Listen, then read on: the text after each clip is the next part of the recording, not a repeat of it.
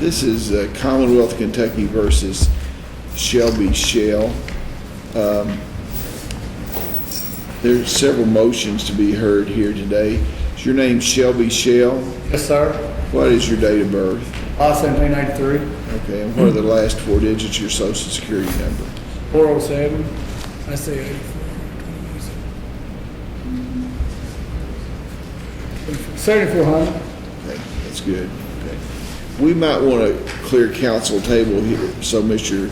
Shell can sit down there if you're going to, because I think this hearing will take just a minute or two, okay? A few minutes. First motion that we have today is a motion of prohibition against the Harlan County Jail. I've read the allegations in this motion, but who's going to argue this motion for the defense? Mr. Kenneth arguing that one, Your Honor. Counselor, you won't come up here and just argue it, and I've got it in front of me. I would think that primarily the first argument has to do with imposing conditions of confinement as for punishment. Do you have any witnesses you'd like to call today? Actually, Your Honor, we had thought that we would just ask for a hearing with that motion. Some things I think at the jail have actually been corrected since we filed the motion, which of course was our main goal in filing it. For example, the mattress, he used to only get from 8 to 4:30. In the last two visits, they've changed that and now it gets Well, what are the unresolved issues at the Harlan County Jail that you have? Unresolved is he's still in isolation. And Well, there was an issue as far as contraband, isn't that correct? correct. That's scheduled for trial for March 4th. Yeah. Have you subpoenaed anyone from the Harlan County Jail to be I here? haven't, I believe the Yes, we Commonwealth did. had We said they have would Sergeant a Derek Moore here representative. from the Sorry. Harlan County Detention Center with the documentation that. Sorry I called it a jail. That's just like calling you a turnkey, isn't it? So it's kind of, I remember I had a jailer of Grayson County. They have a large jail. It's almost a prison in Grayson County. And my friend was a jailer there, and I called him turnkey one time, and he took offense at it, that he thought that was unprofessional to call him a turnkey. So, okay, if you don't have any witnesses, you've made these allegations, and since it's a matter of constitutional issue, I'll pass it on over to the Commonwealth if the Commonwealth wants to call a witness to respond. But so before we do that, let's kind of try to narrow the issues down so that we might be able. The solitary confinement that you allege is still an issue. The physical restraint during visitation, it would still be an issue. Is that correct? Yes, Your Honor. The lack of recreation, I believe that's still an issue. a denial of freedom of religion as far as having an access to a Bible under this will be the first ruling that I've made under the Religious Land Use and Institutionalized Prisoners Act of whatever year in the United States Code annotated. And then you have a redress of grievance issue as far as what the protocol is for filing complaints in the Harlan County Correctional Institution. Is that correct? That's correct, although Is there any other issue besides that? most of the grievances have been handled. I don't think we have any new issues, no, Your Honor. Okay. Okay, now you still claim that all those are, that they're under the case law, that you believe that the confinement that your client is receiving is in effect punishment instead of holding. Is that what your issue is, right? Yes, Your Honor. Okay. The Commonwealth want to call a witness? Yes, Judge. Okay. We call Sergeant Derek Moore from the Harlan County Detention. Sergeant, you want to come around? I don't usually put the witnesses over there. You want to raise your right hand, Sergeant? You swear the testimony that you're about to give is the truth, the whole truth, and nothing but the truth, so help you God. I do. Please take a seat, Sergeant. State your full name, your rank, and your official capacity in Harlan County. Administrative Sergeant Derek Anthony Moore, Harlan County Detention Center.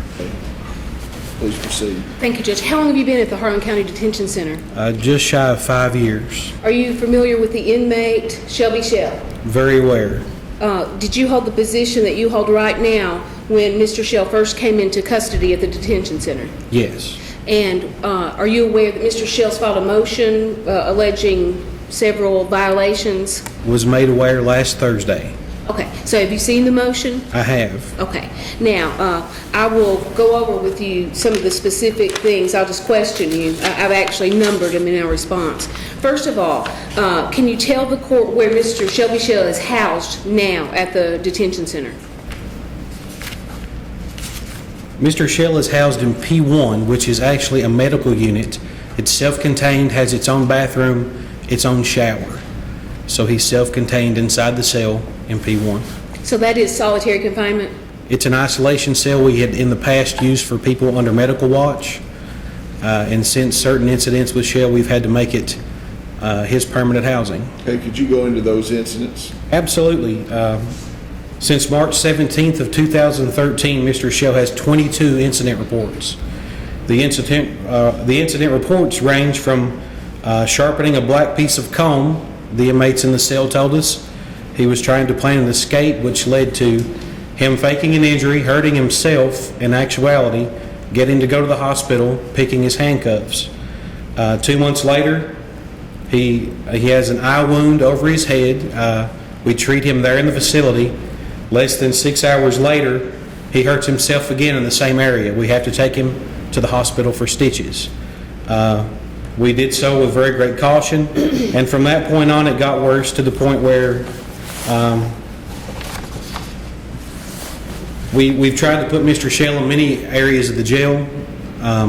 We put him in a cell with inmates with similar charges. Then there was an incident on 7/16/2013 where an inmate has allegations that Mr. Shell tried to sexually assault him. We separated the two. I'm a pre-investigator for the jail, so I began an investigation. We have two other investigations by 2 other inmates. We moved him from that cell to a general population cell that held 20 inmates, hoping that there'd be more eyes on him and we'd have better luck with him there. While in that cell, 2 other inmates alleged sexual assaults by Mr. Shell. That's bullshit, y'all, for real. We discussed the matter with... Let me tell you something.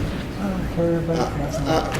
You better care. I don't. Okay, well, the hearing's over then. You're held in contempt of court. Take out of here. I'm finding that there's reason to confine this gentleman. Now, you go back there and compose yourself if you want any other motions heard in this case. I don't know you, man. I don't have anything against you.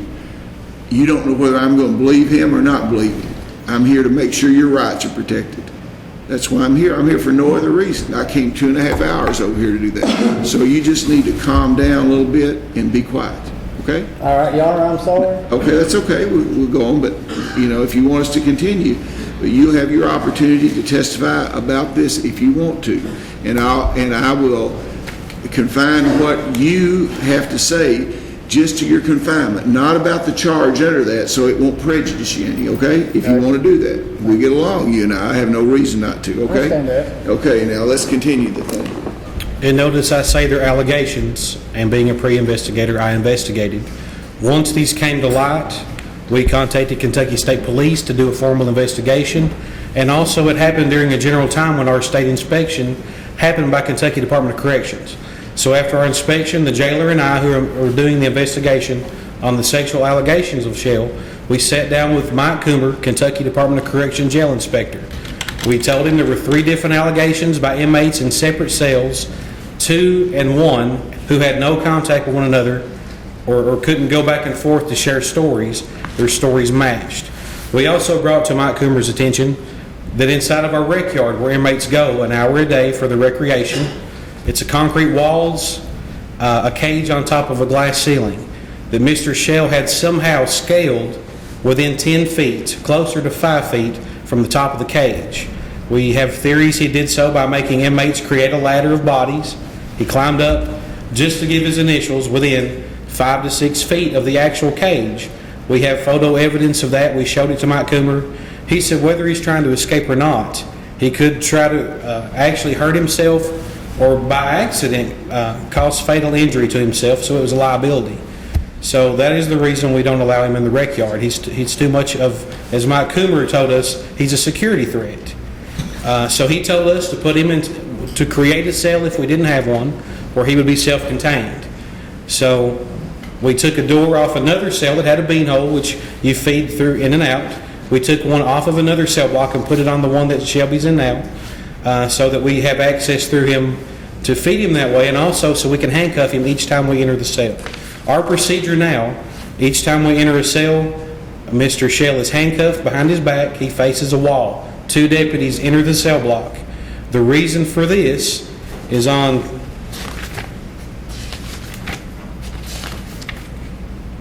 see 10/17/13. This is 2 months after the jail inspection. We did a general routine search of Mr. Shell's cell.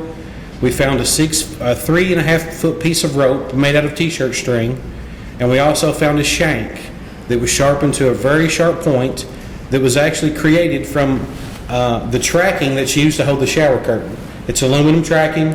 The piece we found was 6 inches and sharp to a very fine point, about 3 inches wide.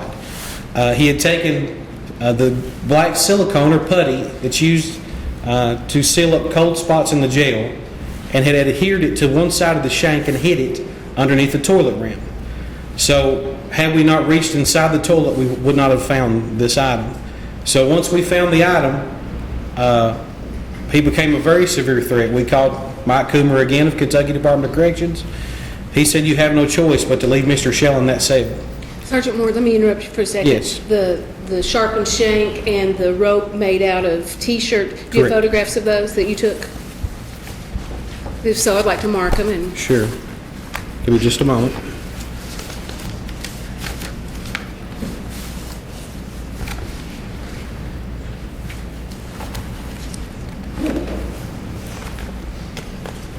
I did not bring my photographs because it's a pending charge. I wasn't sure what I could present and what I couldn't. But we do have photograph evidence that we've handed over to the Commonwealth, and we can present that at any time And there are pending charges for those things? there are. And what's the charge? Possession of contraband, lethal contraband. Okay. Now, back to he's in isolation now. Yes. Can you tell the court how many different housing arrangements? I believe you said, was he in general population when he first came in? I can tell you exactly in just a moment.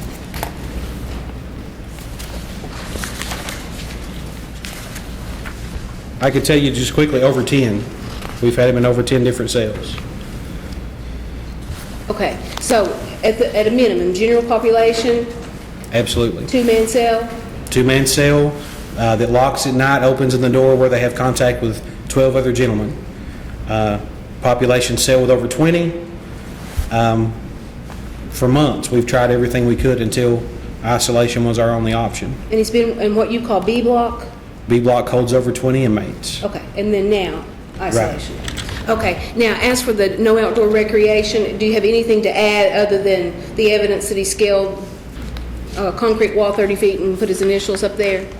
No, that's all I have. Now, one of the claims was the lights are on in his cell 24 hours a day. Is that true? Lights are on in every county jail isolation or state penitentiary isolation in the state, so video cameras can monitor everything that happens. Is that a requirement that the inmate be videoed? It's a general policy. Now, this, did she say that they were no longer challenging the fact that he only had a mattress certain hours? Yeah, but there is the issue of physical restraints during visitation and privacy during visitation. Yes. Okay. Is it true that Mr. Shell is handcuffed during meetings with his attorneys? He has been, yes. Okay. What's the reason for that? For the safety of anyone who comes in contact with him. We've had a lot of threats by inmate Shell throwing feces and urine on our guards and telling us if he was going to court, he'd have to go in a restraint chair, and for any of us coming in not to be the first one in through the door. And that was said 2 days after we found the shank. So we find Mr. Shell with our 22 incidents, not from the day he came, but I'm saying over a general accumulation of events, we find them very dangerous. And anybody who comes in our cell, we want to make sure their safety. That's part of our job, is to make sure they're safe. So we do it for the safety of counsel, even those representing Mr. Shell. Yeah, let me ask a question here. I see if you notice there, Mr. Shell is writing. Is that the kind of restraint you have him under? There's some complaint that he couldn't write. when the kind of restraints? Can you put him under restraint sufficient that he could still be able to write? Many times, no doubt, he was handcuffed behind his back according to the incidents we had surrounding when counsel would come. So I would agree, yes, his hands have been handcuffed behind his back many times. I don't, sorry. Do you have restraining devices that would leave him enough opportunity to write notes? Absolutely, and I would like to add, if counsel would have ever brought to our attention, we would like Mr. Shell to be unshackled or unhandcuffed during our visit, we would have accommodated it. We actually, the jailer himself, spoke to defense and told them he thought it was best if Mr. Shell was restrained during the meeting, and she agreed. The issue had never come up. If it had, then we would have done so. Okay.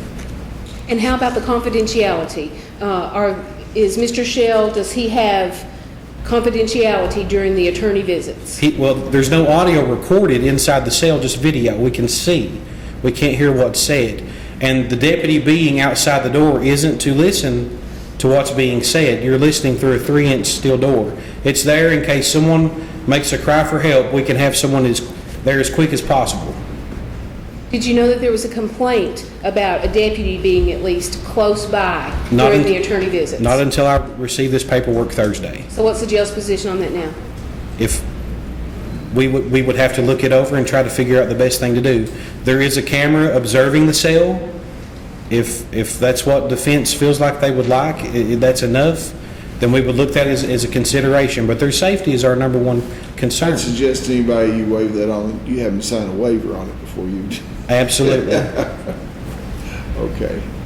But there is no audio. It's just the visual. Just visual. Okay. Now, the religious issue. Prior to you reading this motion, had Mr. Shell ever requested a Bible or any other religious materials? Prior to me receiving this paperwork Thursday, Mr. Shell had never requested a Bible. And we had signed statements from every supervisor that works during the week, during the day, the captain, myself, and the jailer. If a request was ever made, if an inmate's in any kind of cell, they can write a letter or request on a general piece of paper. The piece of paper is sent to us every morning. We get 13 to 25 every day. So we have 10 business days to answer the letter. We do our best to do so. In all the time that Mr. Shell has been incarcerated, he has never once requested a Bible. I also looked through all the grievances he had made. Never once was it mentioned. But the day that we received this paperwork last Thursday, the jailer said, okay, we'll accommodate it because now it's been addressed. So Lieutenant Dan Howard and myself went to Mr. Shell. I listened as a witness. The jailer thought the best thing to do is let Shelby have the Bible when the breakfast is served in the morning and taken back when lunch is taken. Or he can receive it when lunch is passed out and it taken when supper is passed out. Mr. Shell agreed from lunch to supper. He received a Bible that day. And before this Bible issue, did he have any other books or materials in the cell with him? Legal materials, his legal paperwork. Did he have a green book like this in his cell before you got the complaint about the Bible? Absolutely. He has that now. If a man wants like a soft back Bible, or it has the same kind of cover on that, like there were these like Good News Bibles and other things like that. I mean, what's the problem with letting him have a Bible 24 hours a day if he wants one in there? It can be looked into. He just wanted to ask him if it would be okay to have it, which lunch to supper is 12 to 6. That's 6 hours. Well, the light's on all night. I'm sure he doesn't have much to do the rest of the time. I don't know whether he's going to use the Bible or not, but I really don't think if anybody requests a Bible, if it's not a hardback, that there should be reason to give him one. So And the only other apprehension we have is paper when wetted can be formed.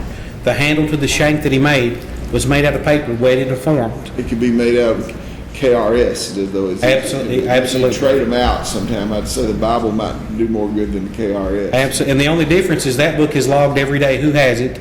So if another inmate requests it, we know where it is. Okay. So a daily log is kept on the law book. Well, I don't think that, okay, I'll make a ruling on that in a minute. Okay, is there anything, I think you've asked sufficient questions to satisfy me. Defense counsel, you want to briefly inquire of the witness? Yes, briefly. Or, I hope it's briefly. Just to check, how long has Mr. Shell been in solitary confinement? Give me just a moment.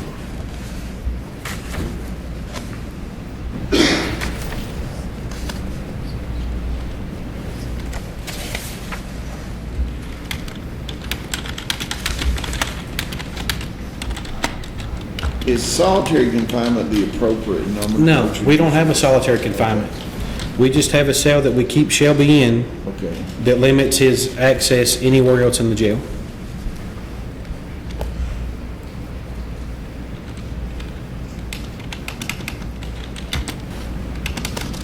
Counselor, do you have anything else? I don't have that exact day in front of me. I know, I said it was close to August. yes, it was in the month of August, I do know. You said that Jailer Stallard had spoken with one of Shelby's attorneys. Yes, Do you have the name of that attorney? I don't. No report was written on that incident.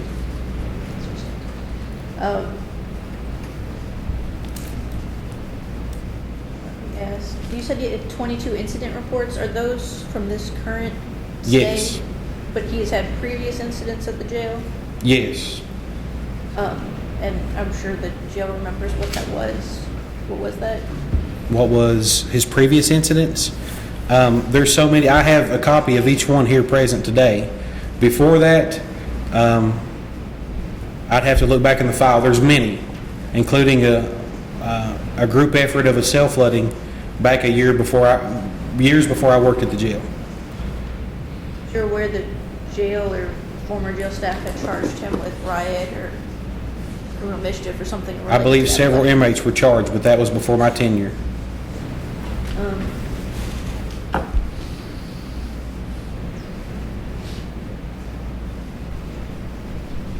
So, other than safety issues, there's no reason to deny him a Bible. That's up to the jailer. Everything falls under the jailer in a county jail. He makes the final call on 95% of all decisions. I don't think the testimony up to this point said that he's been denied a Bible. I think he was provided a Bible for a length of time. And you know, so that's the issue, is whether it's It's sufficient fair to time. say that jail has provided a Bible since January 26th in response to this motion. To Mr. Shell, no. The day I received the paperwork, that's the day we asked him. We addressed it that day because that was the first time it was brought to our attention. And being a person that answers grievances, if it were brought to my attention earlier, I would have given him a Bible.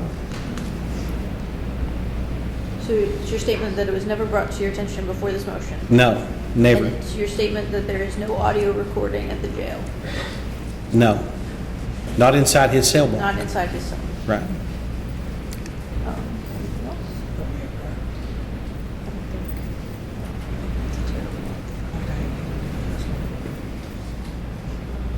Those are all the questions that I have. Okay, you don't have any prepared, officer, you can step down. Thank you. very much. Okay, you have any argument that you'd like to make on this? You want to call any witnesses? I believe Mr. Shell wants the opportunity to address the court, Your Honor. Okay, now, I'm going to have to, Matters only. you know, Mr. Shell, you can come up here if you want to take a stand. Thank you, sir.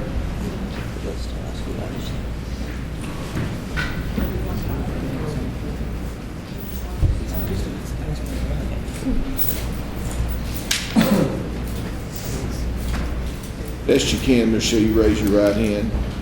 You swear testimony you're about to give is the truth, the whole truth, and nothing but the truth, so help you God. Yes, sir, I do. Okay, now, Mr. Shell, I want to tell you that you are charged, and not only with the underlying crime, but evidently you're charged by the Commonwealth of Kentucky as far as some of the activity that you have been accused of in the jail. I want to remind you that you have the right not to testify against yourself. No one can make you say anything. Anything you say in this hearing concerning any activities which you might be charged with can be used against you in the court of law. You understand those rights? Yes, sir. Okay, and you talked to your attorney about this, and you feel like you've been fully advised of your rights before you testify. Is that correct? Yes, sir, Your Honor. Okay, Counselor, you can proceed. There are about 10 items I'm just going to briefly ask Mr. Shelby Shell about. How many cells have you been moved into or out of? Say one. 4. And they can question every guard in the cell now. Every one of them that works there. They're all locked down cells besides one. That's B cell. And you're currently in a lockdown cell 24 hours a day, 7 days a week. Yes, ma'am. And and the lights are on 24 hours a day, 7 days a week. Yes, ma'am. And you are charged with promoting contraband. Yes, ma'am. We have a trial date March 4th. Right, I try to get them to pull the camera and stuff on that, because there ain't no place in the cell to sharpen it, you know what I'm saying? There ain't no rough spot in the cell, period. When you're in the shower, can the video camera see you in the shower? Yes, ma'am. And you I had my wait for the lawyers cameras to verify that too. And you're afraid that female staff can see you showering? They can. The buttons on your intercom don't work? I've wrote grievances on my buttons, on my Bible, and we got the grievances, and because they said they wasn't no grievances, they was, and we got it. I made a copy of it, and they wrote it and sent it back to me and said it was non-agreeable, and I give it to my lawyers and stuff. And I also wrote a grievance about the showers and stuff, about me sweeping, cleaning my room, because it ain't been swept or cleaned since I've been in there. When it first happened and stuff, they wouldn't let me do nothing, wouldn't give me no soap. I ain't got no toilet paper. When they do give me toilet paper, they give me 18 inches at a time. They give me 2 wipes and that's it. I think that's humane. And about the spoon and stuff, I don't get no spoon to eat with. I got to eat with my fingers and stuff. And they eat stuff like corn. which Yeah, I got to eat it with my fingers. They don't give you a spoon and take it back. They just plain don't give you. Right, they don't give me one period. And when they do give me a Bible, they take it back from me. But why don't they take everybody else's Bible? You know what I'm saying? Everybody else has got a Bible, but I'm not. And they in solitary. It's, you also, you don't get any recreation, correct? Right, You have filed multiple grievances. right. Do you currently, are you allowed any rope or string to keep your discovery together? At first, they wouldn't let me have my motion discovery. They wouldn't let me have none of my legal work or nothing like that. They just recently let me have my legal work for so many hours a day, and I got to turn it back in and stuff. So you know that's good. You know what I'm saying? But because it was in the highway and stuff, and people was going through it. You know what I'm saying? It takes a share and stuff. So I told Dan about it. People going through my legal work and stuff, and he made them quit sharing there and stuff and put it on the other side of the door now. So that's better, you know. And my lawyer and client confidentiality, I don't never get none of that, you know. I'm always in a cell talking to them, and people's always asking me about my case and stuff over here in it. And there's people in the highway works in the laundry and stuff, and the nurse's station, and there's women's cells next door. They leave the beanhole thing wide open and a couple guards there, you know what I'm saying, in the house. So there ain't no confidentiality, and I'm on a death penalty case, you know. But there have been cases where, for example, the investigator has asked to speak to you without handcuffs. Right, And they took the handcuffs off, but still had jail staff in the room. right. And do you trade your mat for your discovery? Is that how you get that? Yeah. So when you're done sleeping, you hand over your mat. My mat and my blanket. But now he's started giving me a blanket because there ain't no heat in the cell. He's let me, because there ain't no heat, period, where I'm at. It's tore up, so he let me start keeping a blanket.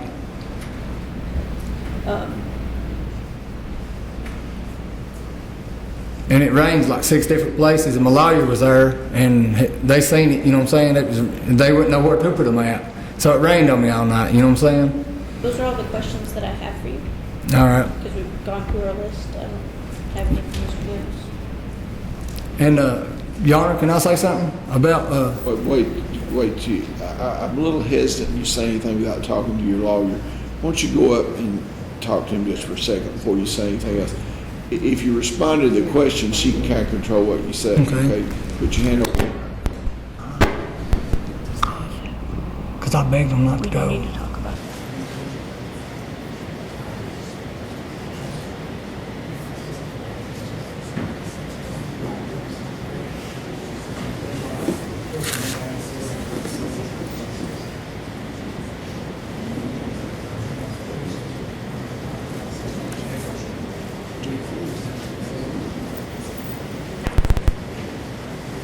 Can he be excused, or I don't know if they had questions? No, I don't think they have any questions. You can take your seat back now. Thank you. You have any more testimony that you'd like to present? No, Your Honor. Okay. I've heard all the testimony.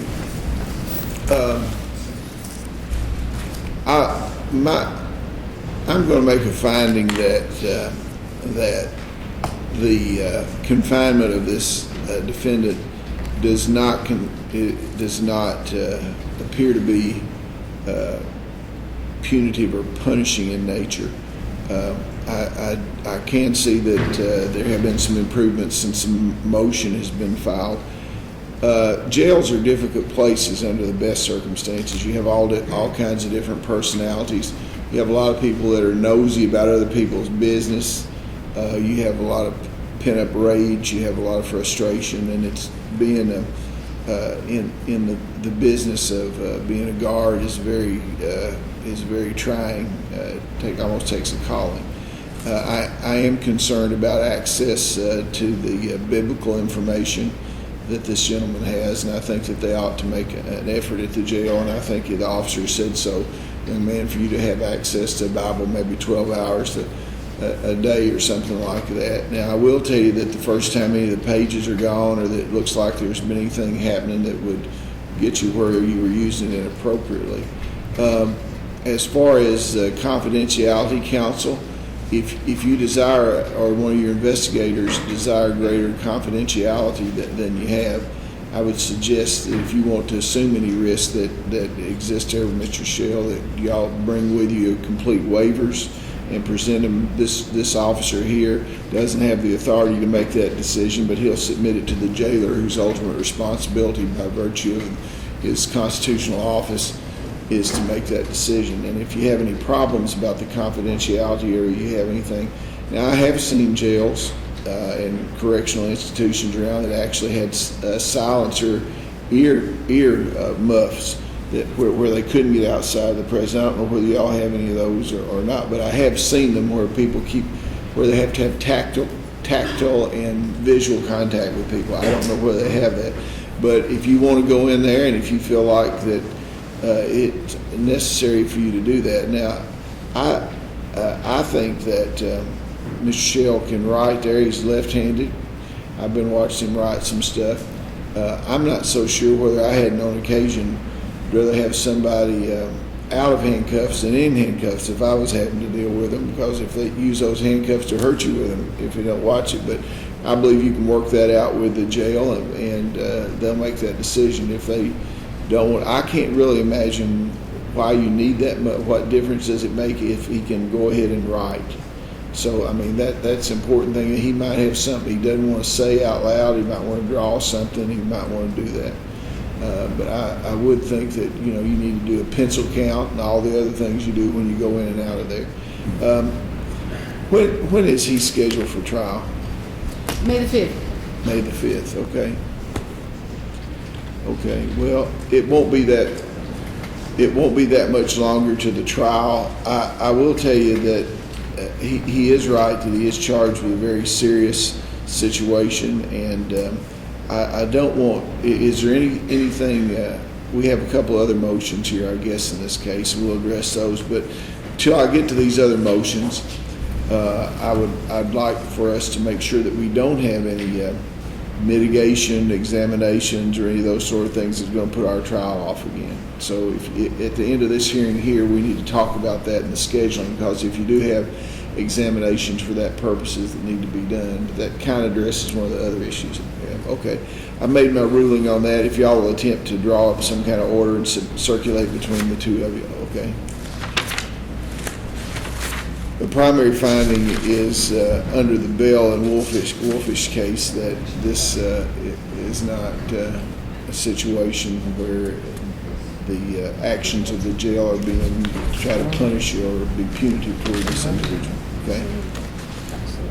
Okay. Now, a motion. I guess the next motion is a motion to dismiss or exclude the history of a serious assaultive conviction as an aggravator. Would that be correct? Yes, sir. Yeah, I have read your motion, and I've also reviewed the primary Kentucky case on this, which would be Wood versus Commonwealth. Y'all both agree that that's the law in the state? Yes, sir. Okay. Okay. What do you have to say about the motion now? Just briefly, a couple of things. First off, the Commonwealth's response initially was to provide us with CourtNet printout, which we submit is not sufficient. Subsequent to that, they have provided us with convictions, but it's our position that as a matter of law under Wood, none of the convictions that we've been provided with comply with the requirements of Wood. Okay, now I'm familiar with Wood, and the Wood case, I believe, stands for the proposition that the particular aggravating circumstance, which has to do with not criminal activity, but assaultive activity. Some of the states that had aggravators that were criminal activity were ruled to be too general and not due to be interpretation, so that individuals might comport their conduct and know what the law is. But I think the Wood stands for the proposition that the statute passed in Kentucky is not unconstitutionally vague, and it says that a substantial history of serious assaultive criminal convictions is a factual question for the jury, is essentially what that case stands for. And I don't think there's a definition of what assaultive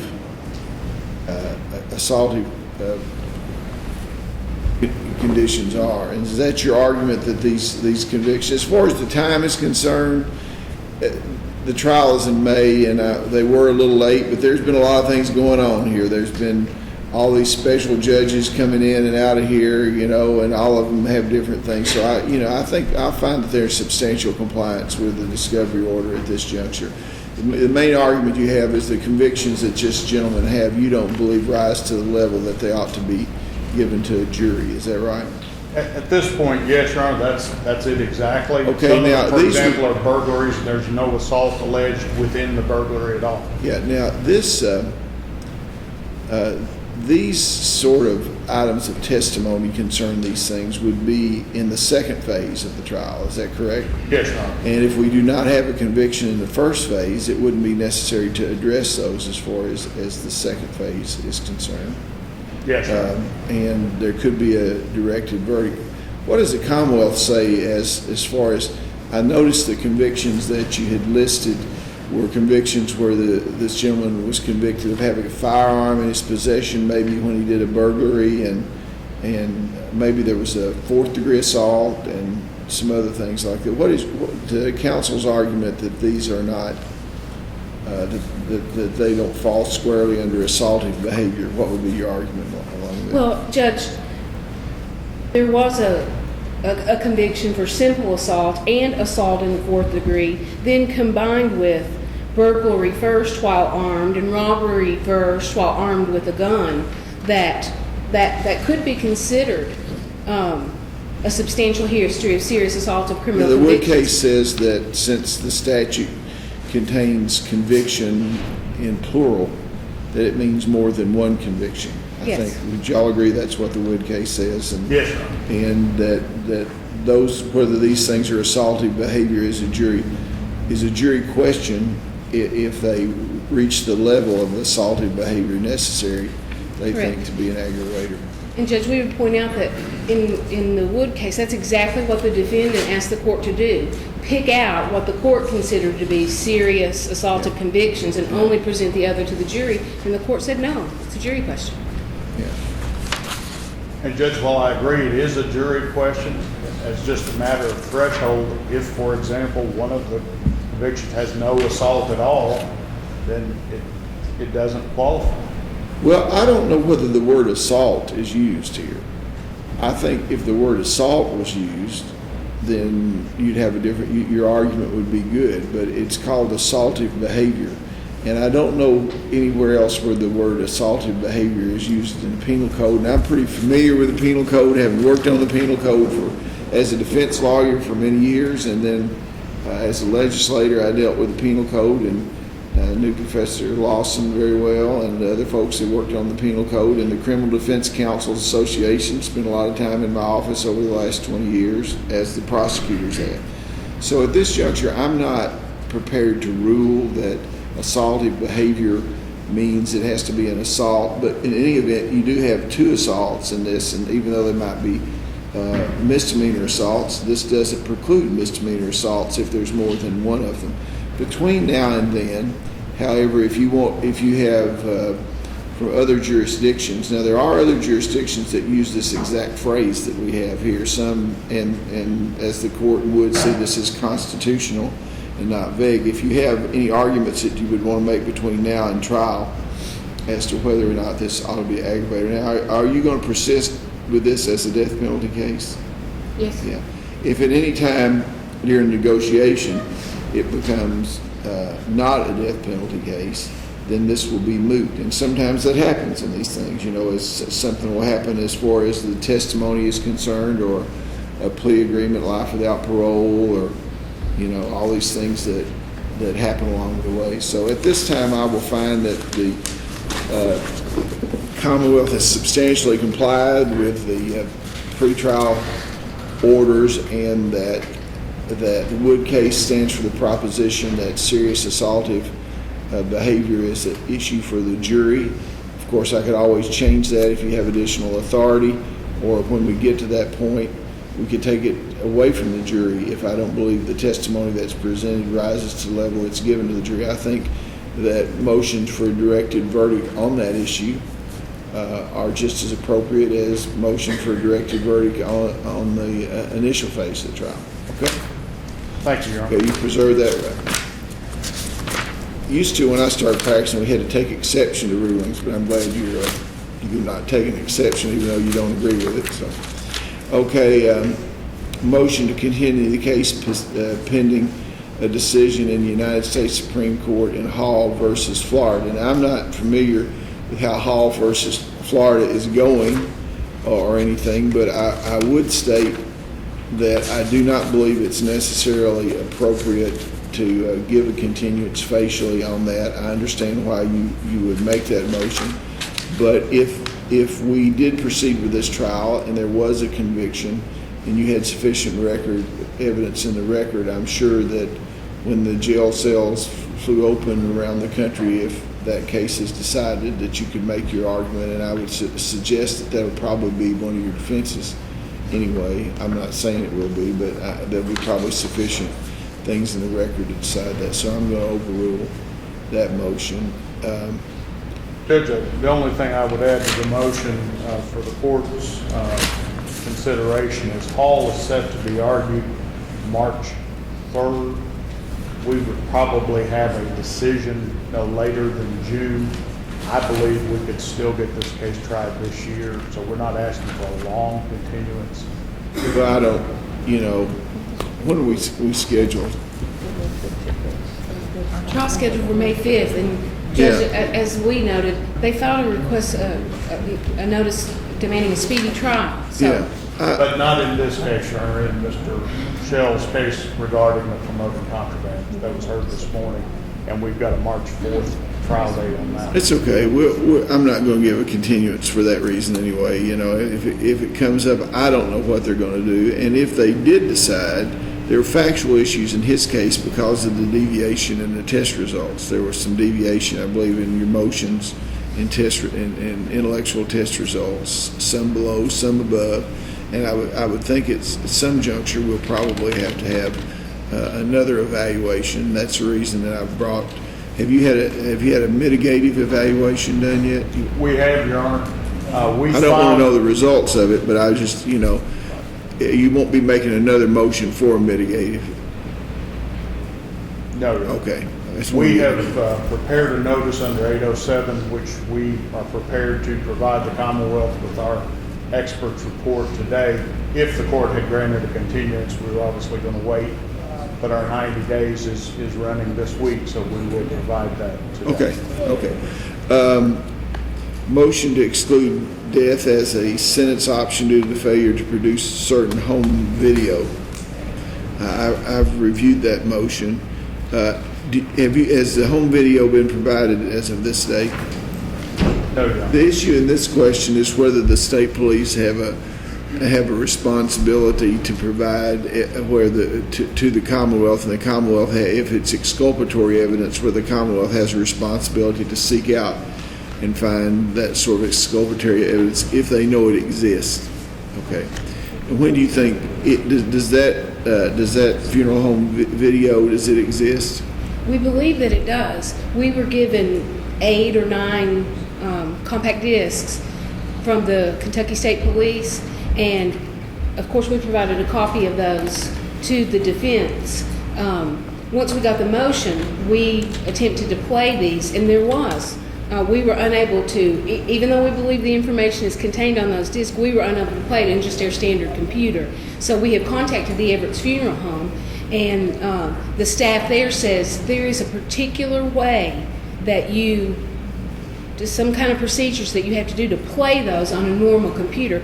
And now, at any time, they can go to the Everett's Funeral Home and you pop that into their machine and it will play. So they can do that. But the person from the Everett's Funeral Home is supposed to come to our office and give us step-by-step instructions. And then, of course, I indicated to the defense that we'll show them as soon as. Well, you're bound to be able, if they can play it at Everett's Funeral Home, you're bound to be able to download it on some kind of thumb drive or something, you know what I'm saying? Why don't y'all make an effort, let's say within 10 days from today, to download that on a thumb drive or something and get it over to them. And if technologically that cannot be taken care of, I can call the AOC and they can do it within 14 months.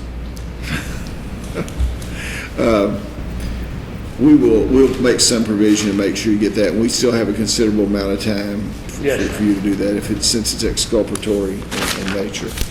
Okay. Judge, there's one other issue we didn't put on the motion. Okay. We were here for the last pretrial. Commonwealth indicated they were hoping we would have DNA results by today. Just want to know if they heard anything.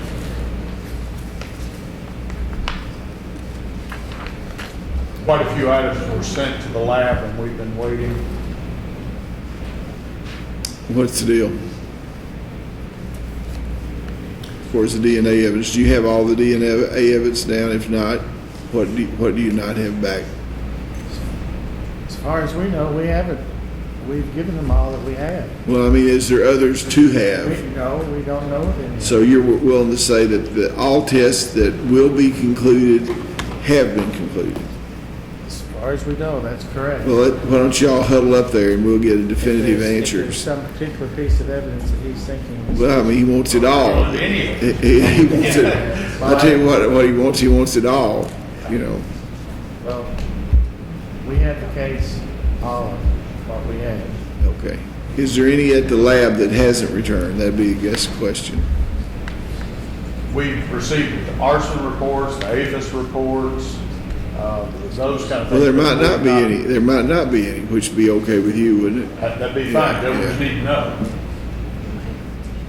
Your Honor, if we could have, Let me give you 10 days from today to either provide any additional or information as to what other things are still out there being tested and when the anticipated result, and if there are results, if the tests have not been done, to get if there are any limited amounts of evidence that will be tested that might be consumed in the testing, to give the defense counsel the opportunity to have an expert present at the testing if there are anything that would be consumed, which is the usual sort of thing when you are going to test that, and we give him notice. You could get us that within. Is 10 days enough for you to get that Yes. test? Okay. Now, is there anything else that we have here? Judge, we will provide the Commonwealth with our expert's report. Okay, that'll be good.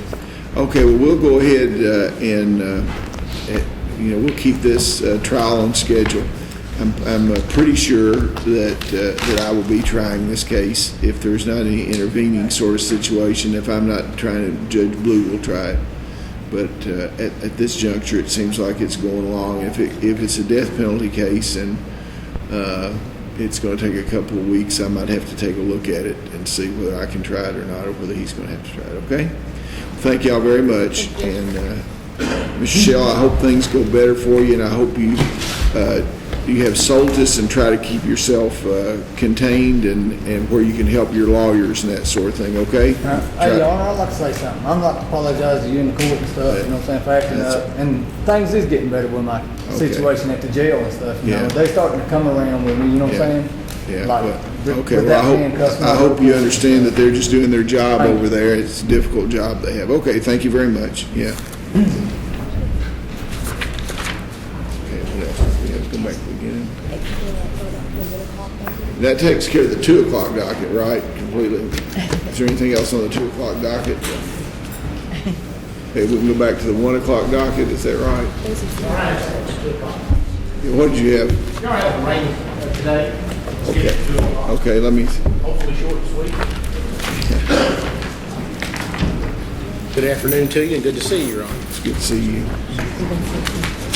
It's 13 CR 555, Your Honor, Commonwealth versus Stephen Cody Simpson.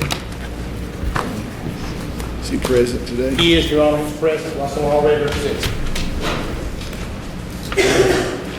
Are you Stephen Cody Simpson? Yes. The court will call Commonwealth versus Stephen Cody Simpson, which is